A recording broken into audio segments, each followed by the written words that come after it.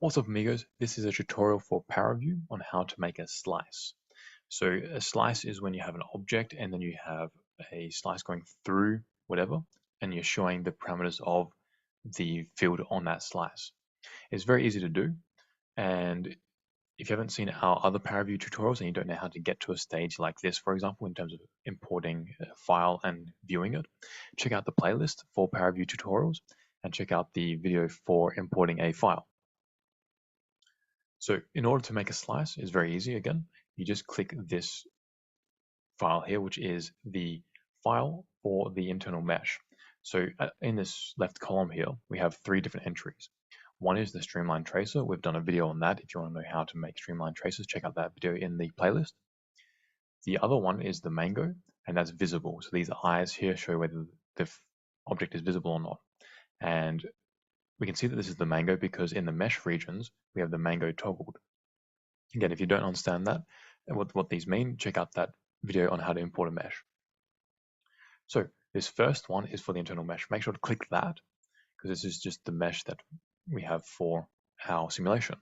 This was our domain and we simulated the flow going through.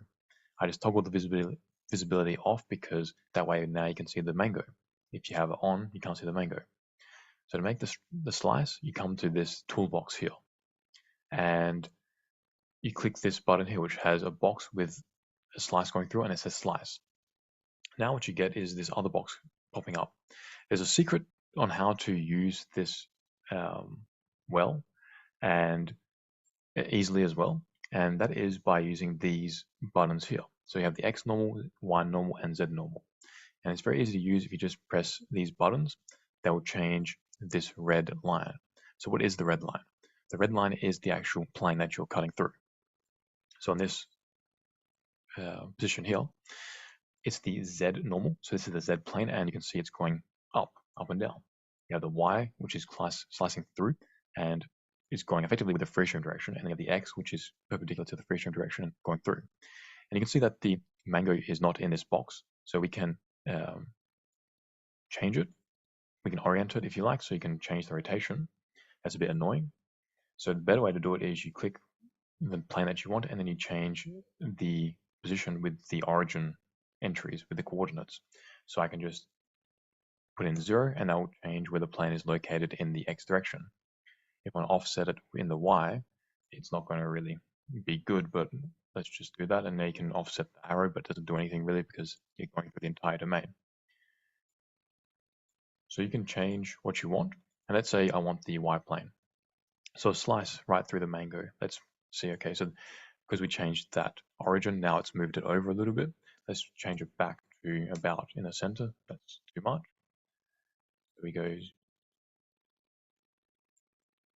as we fill around, there we go. That's approximately in the center. And I've just used these entries to do that. Again, I didn't want to change the location with this arrow because it has the possibility of rotating the plane, which is just annoying, and that's not what I want. Once I have the plane in the right position, I just press apply. It's really easy. Now, two things. The first thing is, while we have this box highlighted so you can actually see it, you run the risk of screwing it up. So I can now, if I accidentally click, I now can change the plane, and if I click apply, now it's the wrong plane. So the better thing to do is, let's go back to the Y normal, click apply. To prevent that from possibly happening, I'm going to toggle off the plane. So now the plane can't be seen, and I can't accidentally rotate the plane and screw up the plane that I have. That's very important to do because as you're playing around with your simulation, your results, you may accidentally click the plane and get the wrong plane that you want to look at. So the other thing that I want to talk about is what's being plotted on this plane.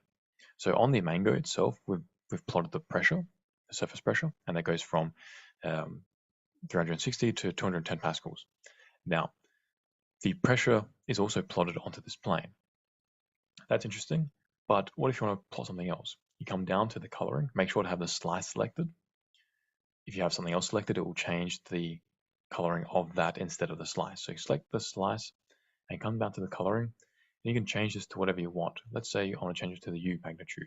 So this is the free stream velocity.